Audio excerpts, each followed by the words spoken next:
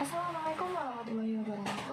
Halo teman-teman semua, perkenalkan kami dari kelompok 17 Sejarah Timur Tengah Program Studi Pendidikan Sejarah Universitas Negeri Jakarta.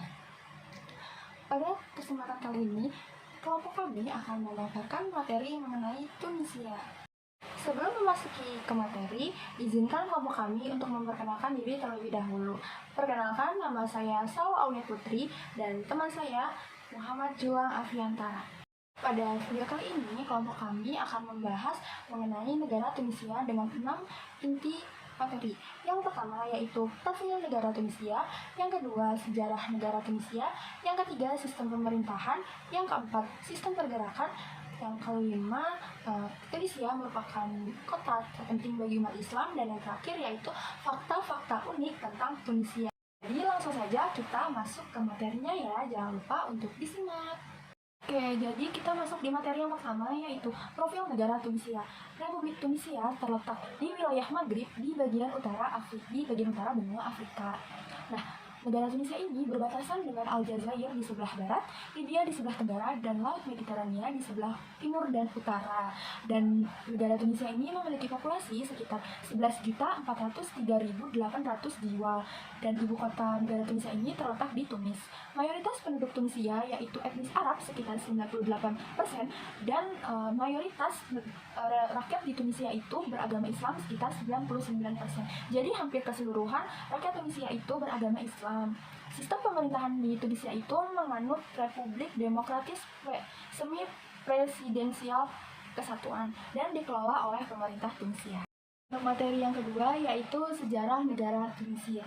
Jadi bangsa Berber itu dipercaya sebagai etnis asli dari Afrika Utara yang diduga merupakan orang awal yang mendiami Tunisia.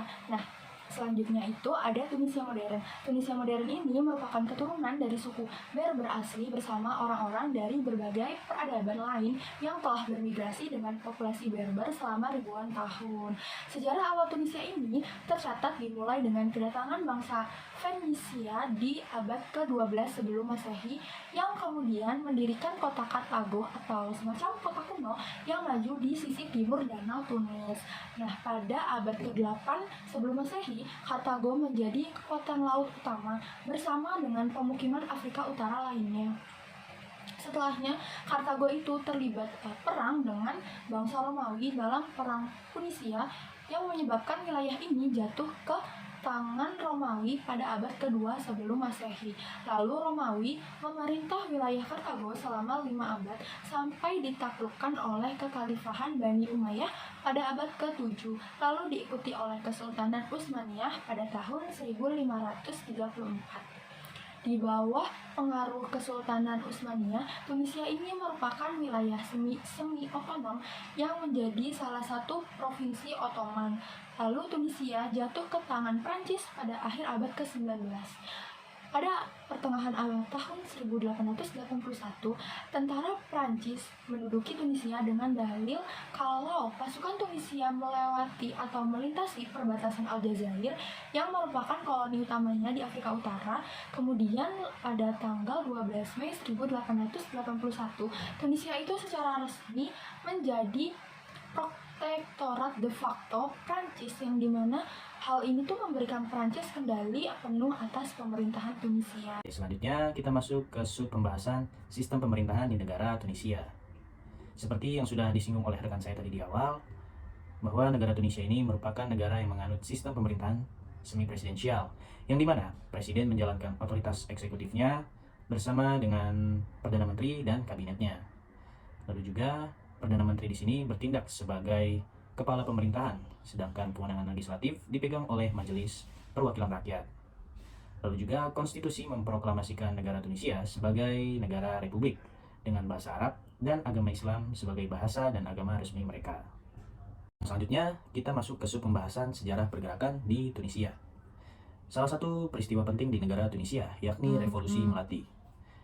Pada Mei 2010 terjadi krisis yang cukup parah di negara Tunisia. Hal ini dikarenakan rezim pemerintahan saat itu, yakni Presiden Zainal Abidin bin Ali yang memerintah, terkenal korup dan otoriter, serta sudah banyak melakukan pelanggaran-pelanggaran HAM.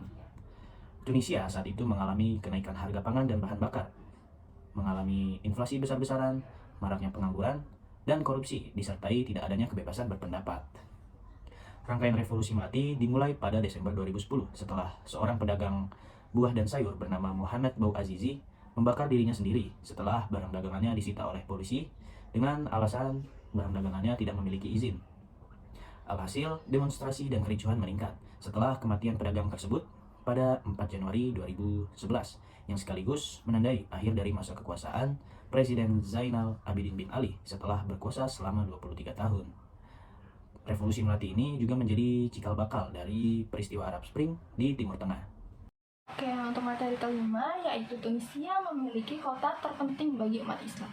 Jadi di Tunisia itu terdapat kota yang bernama kota Kairouan. Nah, kota Kairouan ini merupakan kota suci umat Islam keempat di dunia setelah Makkah, Madinah, dan Yerusalem. Kota ini merupakan ibu kota di wilayah Maghrib yang didirikan oleh Uqbah ibnu Nafi, yaitu seorang jenderal Arab pada tahun 670 Masehi.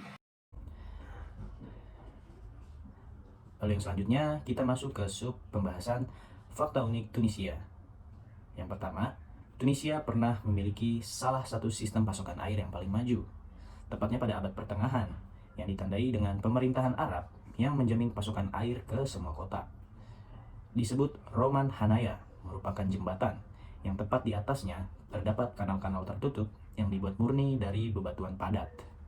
Panjang jembatan ini mencapai 132 km dan tujuan utamanya adalah mengalirkan air bersih dari Zaguan ke Kartago. Yang kedua, Tunisia memiliki salah satu reruntuhan Romawi yang paling terpelihara di dunia. Di Tunisia, reruntuhan Romawi dipelihara dengan baik di situs kuno di Kartago. Beberapa reruntuhan utama Romawi yakni Douga, Mustis, Ucimayus dan Tibar, Bula Regia, Elgem, dan lain-lain. Intinya, negara Tunisia masih merawat dengan baik bekas reruntuhan peradaban Romawi kuno.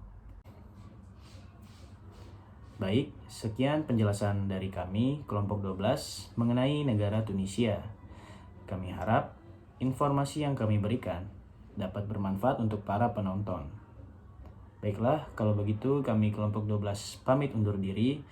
Kurang lebihnya mohon maaf. Wassalamualaikum warahmatullahi wabarakatuh.